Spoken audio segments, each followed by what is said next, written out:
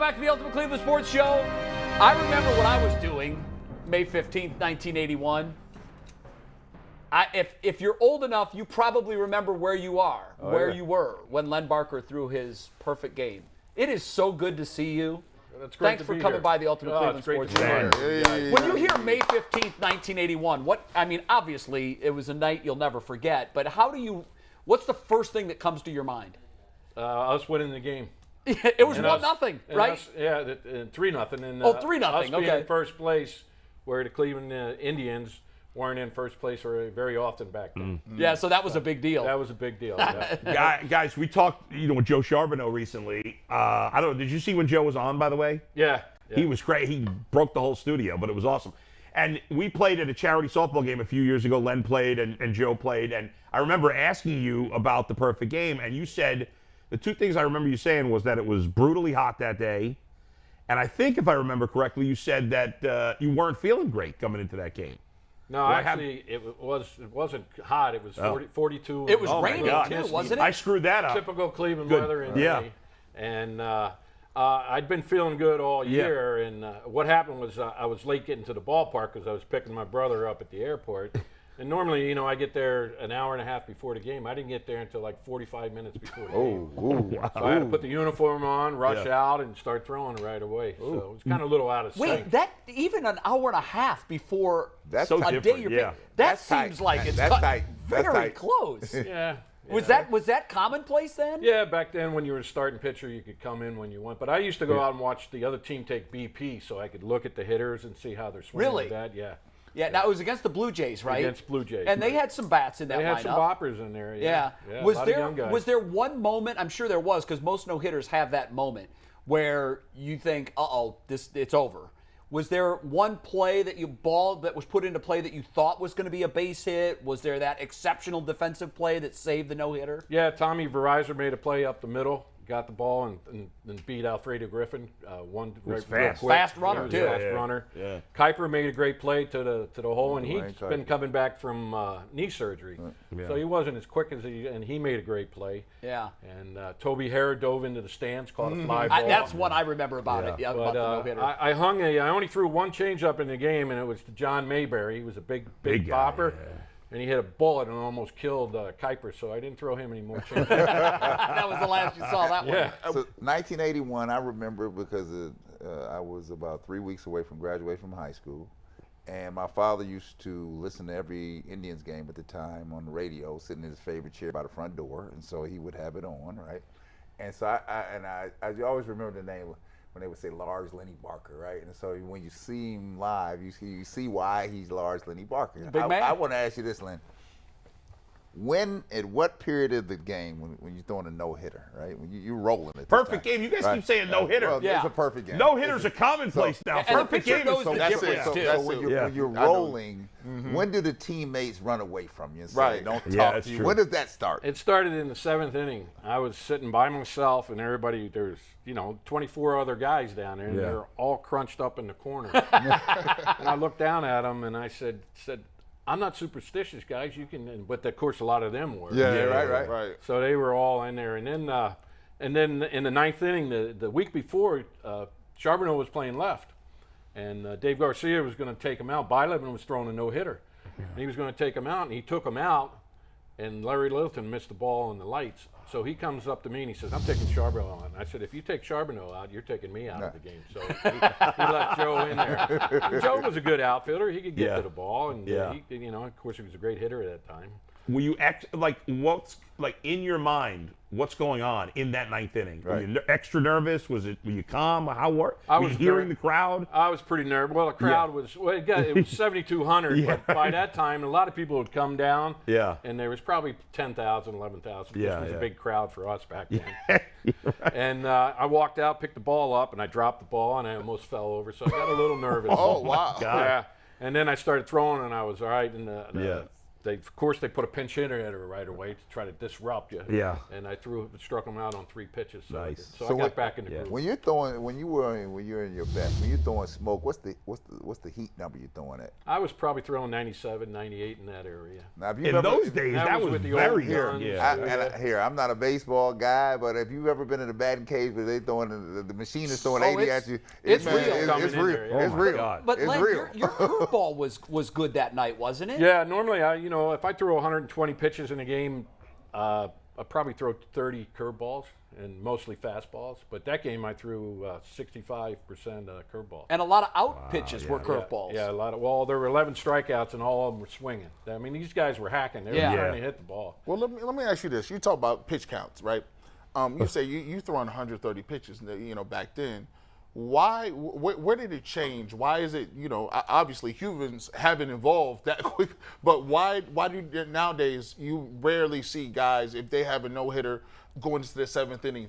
Guys keep taking out of games. Out, man. Yeah. You hate to see it as a fan, man. It's all about money. 'Cause they pay the starters to go 5 or 6 innings, and they got a middle reliever they're paying $2-3 million to, and then they got a setup guy. And then they got the closer. That's what I. And the investment too today. I threw 197 pitches in a 9-inning game. Are you kidding me? And then I came back on 3 days rest. To Yeah. finish the game. Yeah. Well, in the old days, there was no bullpen. No. In the old days. That was just like 9 washed up guys, we right? They had would go 9. out. Yeah. When we broke from spring training, we had 9 pitchers on the staff. That's Now insane. teams are up. Now teams are mad because they had to cut down to 13 pitchers, yeah. right? Yeah. But they need their 14th pitcher. Yeah, I mean, I feel like when I was a kid, because I was 10 when you pitched that perfect game, I don't even remember watching games ever thinking about a pitch count. It was certainly never on the TV. Well, they never You talked never about even it in the knew. game. No, you never had Yeah. one. The only time you would have one is if you were injured and you come back. They put you on a count. Sure, for the yeah, that first makes game, sense. Yeah, And then yeah. after that, they let you go. I mean, It seems like guys are we more were geared- injured than ever now. We were geared to go 9 innings. You're was looking it. down in the bullpen and said, Yeah. well, it's either one of those guys or, Yeah. Or me. or And me. the This number- must drive you crazy, Len. Today, there's a stat called a quality start. Yeah. Yeah. And 6 innings, 3 runs is a quality start. I mean, is that absurd? Yeah, it is absurd. I mean, I pitched with guys like Fergie Jenkins, Oh, yeah. who's he's a good friend of mine, Yeah. and Bylevin and Yeah. Gaylord Perry. Oh, yeah. A lot of the big time pitchers. So what do you think about today's pitcher compared to your era? I don't think they don't hold their velocity as long. Yeah. They do a lot more. I'm a college coach. I'm a head coach at Notre Dame College, and I see my guys before they warm up for a game. They go out outside and they're throwing long toss, long toss, long toss. And by the time they hit the 4th inning, their velocity's down 5 or 6. They're throwing all their bullets before they get out there. I mean, I stretched 20 minutes, got on the mound, and started throwing, and that's how I was taught by, like I said, Bylevin and Right. Fergie. Did and you all have those what guys. was your pregame bullpen like? Pre-game bullpen, I'd stretch for 20 and get on the mound and start throwing. And That's I'd it. throw probably 50 pitches. I didn't leave the mound until I was hot and everything was working. I always laugh at the pitch count because if you figure because a pregame bullpen is anywhere from 30 to 50 to it's the comfort level, but Right. you also are throwing 6 to 8 between every inning. Right. So if you're in your 197 pitch start, Yeah. you threw over 300 pitches that day. Yeah, yeah. And then I had to It's come back on crazy. 3 days rest. And I talked to Sam McDowell. You guys knew him. He told me he threw over 250 pitches in a 9-inning game. My So goodness, they how did- in the world? Yeah. Back then, they didn't care. Right. It was a total different thing with the owners. yeah. They had control of everything until we started going into. We went on strike. It's and crazy that things anybody can get started to changing. 250 because he's getting shelled if he's throwing that Well, many pitches. Sam would be a guy who'd walk 10 or 11, but strike That's out. yeah, So- high pitch count to every hitter. I'm glad Len brought this up, right? Because we were talking about it in the other segment. So I always felt like the Major League Baseball Players Association has the best union out here. Right? Yes. They've always been at the forefront of making things happen. So what you just made a reference to that. So when you guys finally made a stand, do you think how much do you think you advanced the game for the players? Oh, coming forward? we advanced it to where they're at the salaries they are now. They would have Yeah. never had that if we hadn't done that. Guys lost their careers because they made a stands for the team. I And mean, the NBA players followed the baseball players because we were looking around like, man, we getting hosed over here, and Right. they seem to be getting everything, right? Right. And so when we made a stand, because based on the stand that they made, then you start to see progress on the other side. You start to seeing some leveling of the playing field. Do the players when you sign those contracts, Yeah. too, we signed, they were all guaranteed. Right. It's not like the football players, they'll sign yeah. $35 million and only $20 million. Unless you're guaranteed. Deshaun Watson. Yeah. Right. It's the first big money guaranteed, yep. which is insane. And now that's where the NFLPA is going to start going. Len, do you think the players today appreciate what the older players did? I think a lot of them don't even know who the older players are. You probably Wow. right. No, I would say maybe 30%, 40% know the game. Yeah. I mean, I followed all the guys back. I know, Right. starting back in the 20s all the way up through. Sure, yeah. You know, it was just part of being baseball. That was what you did. So why wouldn't you know the guys that came up? Yeah. To help the sport. Yeah, it's funny because like even the kids, I coach a little league team. We talk about it all the time. And even my kids that like really love playing, a lot of them don't watch. They don't watch There's so many distractions now. Yeah. All the video games, Yeah. all that stuff. Len, what happened to the ball that Rick Manning caught for the He final caught out? it, gave it to me, and then I signed it to the best center fielder in baseball, and I gave it back to him. So he has it. He has the ball, yep. No kidding. Wow. Yeah. He ran down a lot of balls for me, and a lot of other guys. He was my favorite player. He patrolled center field. He at a Gold Glove level, Yes, particularly he did. early in his career before the back injury. And he wasn't a bad hitter and base stealer either. No, He did Good all-around player for sure. Now, do you? You look like these guys, these Guardians guys keep coming back in here in shape, bro. This is the second one. Now, you look like you still good in some good shape. If they put you in the gun today, what would you throw? Probably 75, 80, Yeah. something like that. I throw BP to my sons and to the college kids once in a while. Yeah. How old are your boys? They're 17. He's going to be a senior. Actually, they just won at Chardon. They won the state football championship. Nice. Chardon's got an Congratulations. unbelievable He was on that athletic team. program. He played football, and then they he won the baseball. state baseball. So what position? He was a linebacker and a third base, first baseman. Did he ever fiddle around with pitching, or you didn't Yeah, want him he to do it? pitches a little. And I have another one that won in 2020. He played baseball and football, and he was a running back on the state. And he scored 2 touchdowns in, the championship Congratulations. game. He's at Seton Hill right now. He didn't want to come play for his dad. What about the younger one? Are you going to get the younger one? or no? I'm working on him. He's recruiting Tell him hard. if he's smart, he'll make the right choice. He's a big boy, too. He's 6'4", 215. Wow. Damn. And he's smoking the ball right now, but we'll see what happens. Yeah, that's Yeah, fun. I want them to make their choice. Yeah. Right. So they've done it. He made it. Seton Hill's a great baseball program. Sure. Yeah. So he's, What do you think? What do you think about the state of the game today? I think they're destroying it. I mean, the things they changed. I mean, you got a guy on third base and they give him an intentional walk. I remember back in our day, the guy on third base, the pitcher would throw a wild pitch, you score a run. I mean, they're giving things up like that. 2 7-inning games in the major leagues. That's that's not major league. No, I baseball. know. I hate it. I hate it. And they're putting What about more- the ghost runner, which luckily that rule is going away. But That's good. I mean, you play extra innings. You play extra innings. yes, you know? why change the game because of the situation? It doesn't And make sense. They're talking about time limits. The time limits, everything they've done to change the time limits, it's still, you're playing over 3-hour games Right. anyway, so it hasn't worked. It's the pitching changes are a big problem. That's part of the problem. That's causing the games to be long. Yep. All the constant stepping out of the box that could clean it up. I do love that I've been for a long time that they went to the DH in the National League. Are you okay with that? I'm okay with that. I think they should have done it a long time ago to yeah. make it fair for both leagues that Right, way. right. And that also extends guys' careers. too. Absolutely. Now they have more options. A guy like Nelson Cruz who signs with Washington, he could have never played in the National League. We don't get an opportunity like this. I got to ask these questions. Yeah. Pete Rose, Hall of Fame. Yes. Think so. Yes. All right. What about the steroid guys? What about Bonds and Clemens, Bonds, all of them? Sosa?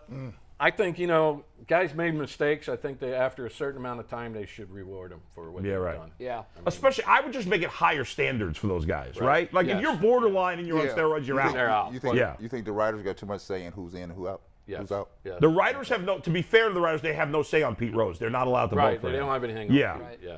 But yeah, on the steroid guys, they do. I think they should make it more baseball guys that are playing the game, Yes. that know the game, Right. and seen them play, and all I that. agree. They should. Well, there No is- one knows it like Yeah. you guys know Right, it. right, Nobody. because we've seen them play. And on the respect end, it's almost like the media is punishing the players because let's face it, the media was asleep at the switch while this was going on. No, they enjoyed it. Sure they did. They enjoyed Bonds going deep. But in '98, when they're gathered around McGuire going deep, they enjoyed all of it. McGuire's got a tub of Andro in his locker, strategically placed. And they go, hey, Mark, tell us about this product you're using that's allowing you to hit all these home runs. Oh, that's Andro. You can get it at any GNC. And they were off the trail. Yep. But there are former players who also said they wouldn't want guys in that took steroids. No, Johnny Bench says no to Pete Rose, I believe. Yeah. Oh, yeah. I mean, it's a lot of hits. That's a lot of hits. It is a lot of hits. It's what, gosh, 40, what, They should have banned him from coaching or managing anymore because he did bet. But his playing career is obviously Hall of Fame, so yeah. You know what? Was there ever any evidence that he bet against his team? And I know that the reverse logic is, well, on the nights that he doesn't bet for his team to win. I don't think you can let him manage anymore. I don't think it should affect his Hall of Fame. I hate it for Pete. I grew up an Indians fan. I didn't really love the Reds. They were winning while the Indians were losing. It was tough to watch. But I don't think anybody played the game with more passion. No. And let's face it, the Charlie goal Hustle. for everybody that's a hitter is to do what? Get a hit. And by that measure, no one was more successful than Pete Rose. That's right. And he's not in there. I want to go back to the steroid thing. The owners knew about what was going on. Absolutely, the owners They knew what was going on because baseball ratings were down, and that was good for baseball. So absolutely. The turnstiles were singing. Because the Sosa McGuire thing was one of the best things ever for baseball. It led the evening news every night in the month of August was crazy. and September. They would cut out of games and just show those guys get at-bats. ESPN was showing here's Sosa's fourth inning at bat live. Right. And it was good for the game. And to your point of the owners knowing, how could they not? Here was the home run record of 61 by Mara set in 1961. Right. 37 years later, not once is it busted, but twice and destroyed by 10%. Yeah. And that was the holy grail of baseball records. Aside from, I think, Hank Aaron's career mark. Everybody could tell you that, the record's 61. And then it's broken 5 or 6 times in 4 years. And the owners didn't realize what was going on. When Brady Anderson started hitting 50 home runs, I said, wait. That was the short side. I played against him, and he went from hitting 9 or 10 to 50 some. And you're like, what is happening here? So, Len, what do you think about the Guardians, where they're at this season and how they're playing? And right now, I think Francona's job. They're playing pretty good right now for a team that doesn't really have a legitimate star except for Ramos. He's top, and Beaver. Yeah. But they're putting it together and they're playing hard and they're winning games. You mentioned Ramirez there. I mean, he is a shining star on this team, no doubt. He is such a good. You look at him, he doesn't look like the prototypical great baseball player, but he just does everything well. Right. Well, Tony Gwynn didn't look like the. No, he didn't. You're right. Good point. He was one of the best hitters ever. Yeah. Len, who was the toughest hitter you ever faced? Rod Carew. Oh, God. What a hitting machine. Yeah. He had that unorthodox, very open stance. Loved it. And he hit every pitch. Everything. Did he really? He'd go with the ball. I mean, one year they were getting on him in Minnesota when he was playing there that he didn't hit enough home runs. So he hit like 30 home runs. And his average went down 10 points. Instead of hitting 350, he hit 340. Yeah. Wow. And they were going to cut him. They cut his salary. Did they? Yes. That's insane. He was one of the nuts. best pure hitters. And he got blackballed his last year when he was a free agent. He hit like 330, and no teams took him. And why? I don't understand it. Because he was in when we were on those strikes and all that. They hold things against I told you. Remember the whole thing? Baseball owners collude way more than football. They got to stay winning. They have to stay winning. Yeah, of course. Kurt Flood lost his chance to play anymore, but he stood up for all the players. Did. That was amazing. He was the OG. And I will just tell you, in all the sports, the owners, and some I know them, some are good people, but they have to stay winning. They will, and then they will punish. They'll try to punish to the end. Yes, they will. And then even after Rod Carew, remember when Dawson wanted to leave the Expos? Yep. Right? And he said to the Cubs, hey, I'll sign for anything, basically. Right. And all the teams were, finally they had to sign him. But that was crazy times. You mentioned that Rod was the best hitter in the game when you were playing. Yeah. Pitchers know this. Was there a guy that wasn't really an all-star, but just had your number?